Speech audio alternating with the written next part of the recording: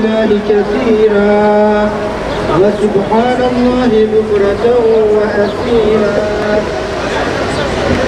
الله أكبر كبيرا والحمد لله كثيرا والحمد لله كثيرا وسبحان الله بكرة وأصيلا.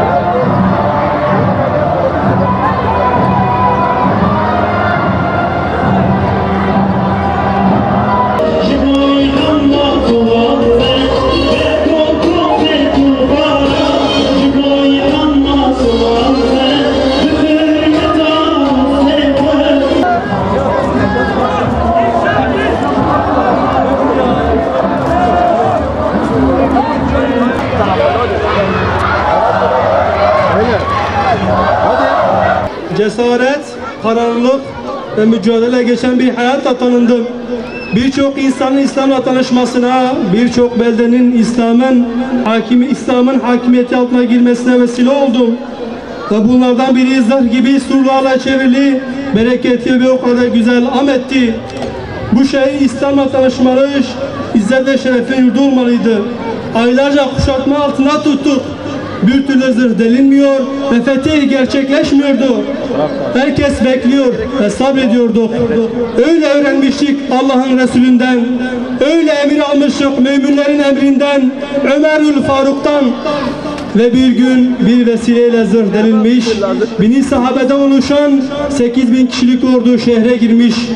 Şehir İslam'la tanışmış, zulmün ve kararın hükmü sona ermişti. Ben Seyfullah'ım. Ben Allah'ın kılıcıyım. Ben Halid bin Velid'im. Mekke'de küfrün, zulmün ve cehaletin kol gezdiği sokaklarda artık nübüvvet rüzgarları esiyordu. Duymuştum ama gitmemiş, duyup itaat etmemiştim. Geri kalmıştım arkadaşlarımdan. Müslüman olanların dinleri uğruna çektikleri sıkıntılara rağmen sabretmeleri bende oluşan duygu ve düşüncelerdi bunlar. Ben Süleyman bin Halid. Sizler beni daha çok babamdan tanırsınız. Öyle ya, babam yiğit İslam kahramanı, Allah'ın kılıcı Halid bin Velid'dir. Babam bizlere İslam için mücadele etmeyi, bu din uğruna gerektiğinde malından ve de gerektiğinde canından vazgeçmeyi, aziz İslam dinini pak ve temiz kanlarımızla dünyanın dört bir tarafına ulaşmayı öğretti. Euzu billahi mineşşeytanirracim.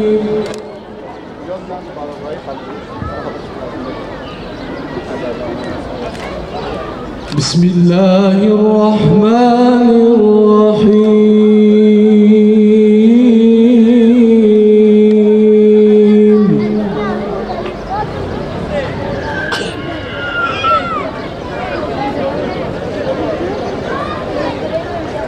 إنا فتحنا لك فتحا مبينا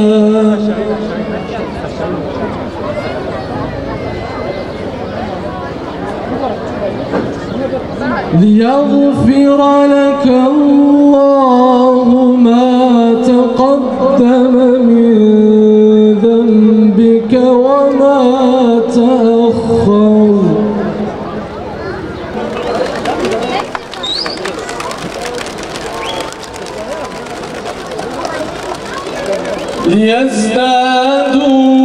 ليزدادوا إيمانا مع إيمانهم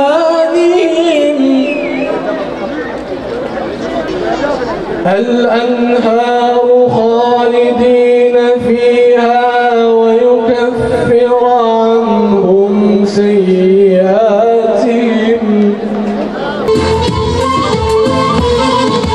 عيش هزار نفريبون هزار سحابيبون اشخاص خنبريبون وبال الانظار آمد وبال الانظار آمد لشكري والليل البار شجانا ارداعي دخول انظر يا ايان هاتجب فتحة آمد دوام شهيد رحمة رياح وعدالة آمار كريه بداية من بويا لآمد دوام شهيد رحمة رياح وعدالة دين إسلام بركة آبا بويا لآمد آبا بويا لآمد دري خالد سليمان ومفتوح السحابان شهيد منضم سروجا دون الشرف آمد دون الشرف آمد لآمد پیروزه شرف بزارک لآمد پیروزه آگیر کود پرستان مجیز و خاص پرستان یتیان و زورستان اگر رب تبارک لآمد پیروزه ام شرک بزارک لآمد پیروزه ام شرک بزارک لآمد پیروزه از درج رمشت میرو لسر کلها آمد کلها میران خیالا از گرتم سارو گرم دل بوه تو نغما ایشو جان بونه بری گلو کا او مرخاص کا او جیرو زانا کا او شورکش ریاحت قینمان هو کسته دنگ نایج قبرا ای کلها آمد قی سعید نمان Bismillah ve elhamdülillah, esselatu vesselamu ala Resulillah. Kıymetli başkanlarım, Diyarbakır'ın aziz gençleri, pek kıymetli abilerim ve ablalarım, sahabeler diyarının kutsulu varisleri. Diyarbakır'ın mübarek fethinin 1385. yıl dönümü münasebetiyle Hüdapar Diyarbakır Gençlik Kolları olarak düzenlediğimiz etkinliğe hepiniz hoş geldiniz, sefalar getirdiniz. 1385 yıldır şu an havasını teneffüs ettiğimiz, ayak bastığımız bu topraklar İslam'ın hayat veren maneviyat yüklü atmosferiyle dolup taşmış ve kıyamete kadar da bu manevi atmosfer bu diyarlara oksijen olmaya, hayat vermeye devam edecektir inşallah. Ashabın ektiği iman tohumları ilk günden beri bu beldede kök salmış, filizlenmiş ve meyvesini vererek bu diyarın iman bahçesine dönüşmesine vesile olmuştur. Evet, bu diyar Bizans'ın zulmü altındayken, zalimler mazlumları, mahrumları ezerken, esaret bu beldede kol gezerken, vicdanlar yitirilmiş ve karanlık her yeri sarmışken, İslam'ın güneşi şu gördüğümüz surlarda parlamış ve bu diyarı aydınlatmıştır. İşte o beklenen, o özlenen İslam güneşi artık bir daha batmamak üzere 639 yılında bu diyarda doğmuştu. Bu kutu fethi gerçekleştiren 8.000 kişilik ordunun içerisinde yaklaşık 1000 sahabi bulunuyordu. Ve bu sahabilerden 27 tanesi şu gördüğümüz surların dibinde şehit düşerek buraya defnedildi.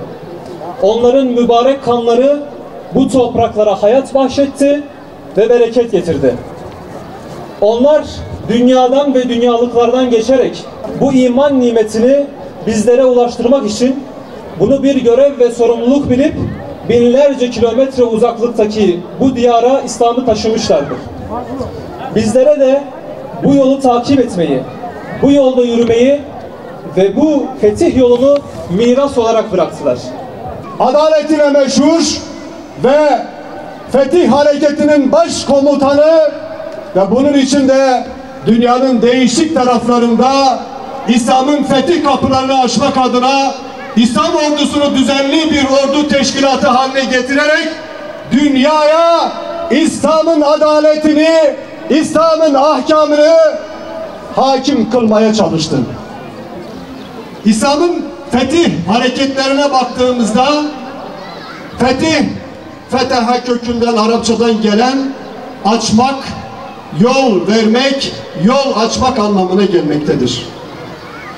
Ve biz özellikle birçok şehre baktığımız zaman İslam tarihinde söz konusu kan dökülmeden, harp yapılmadan önce insanların gönülleri fethedildi. Önce insan kazandı, akabinde memleketler kazandı.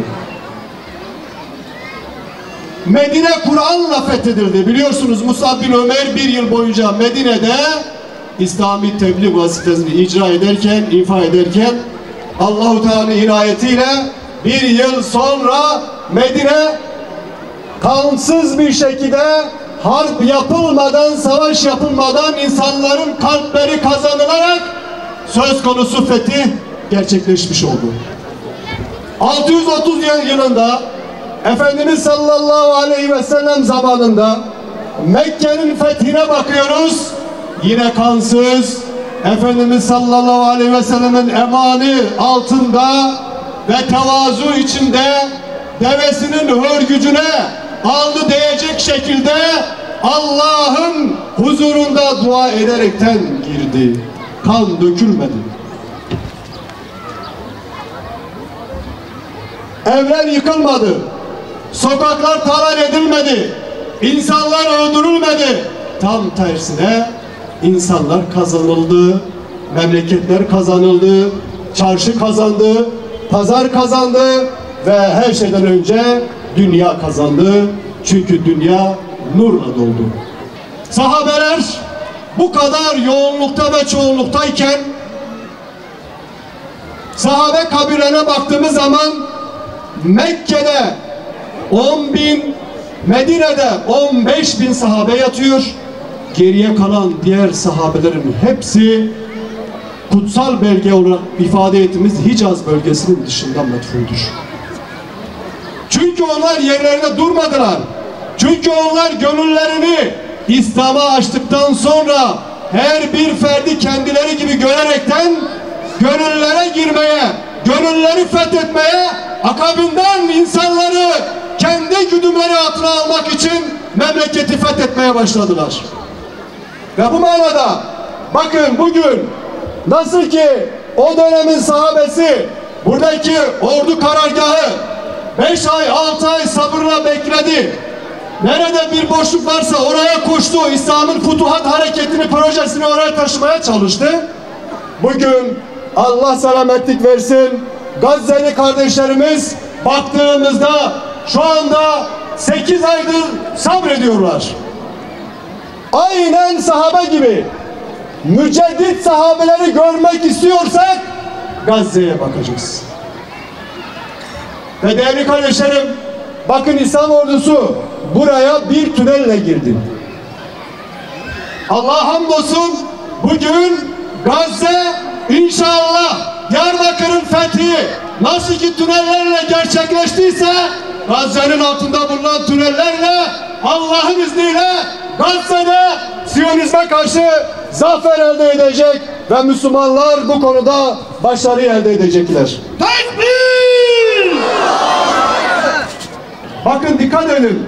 Hani fetih söz konusu cihattır, kıtaldır, memleketleri harap etmektir diyorlar ya. Tam tersine. Cihat son aşamadır. Önce tebliğ, akabine anlaşma, ondan sonra cihat ve cihat caydırıcı bir özelliğe sahiptir. Bakın Efendimiz sallallahu aleyhi ve sellemin İslam hukukunu, daha doğrusu harp hukukunu bu şekilde ifade ederken bugün Gazze'li kardeşlerimize bakıyoruz değerli kardeşlerim. Gazze'li kardeşlerimiz bugün dünyaya şunu haykırdılar. İslam hukuku nedir? Esirler hukuku nedir? Diplomatik hukuk nedir? Sosyal adalet hukuku nedir?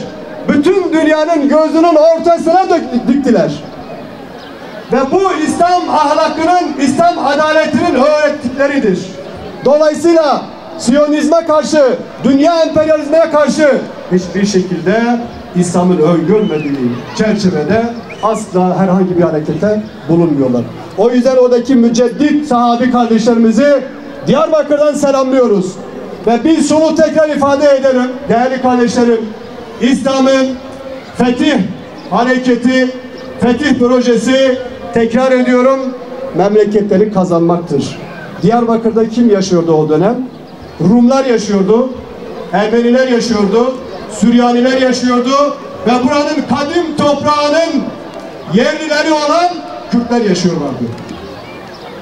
Ve İslam hakim olduktan sonra buradaki insanlar İslam'ın adaletiyle buluştular ve İslam'ın adalet bayrağı altında hiçbir şekilde zarar görmeden, söz konusu anlaşma imzalayaraktan, kan dökülmeden Diyarbakır fethedildi. Çünkü Diyarbakır şu kuzey kısmında işgaleye açılan fetih kapısıyla fethedildikten sonra 27 şehit sahabi burada şu an metfundur.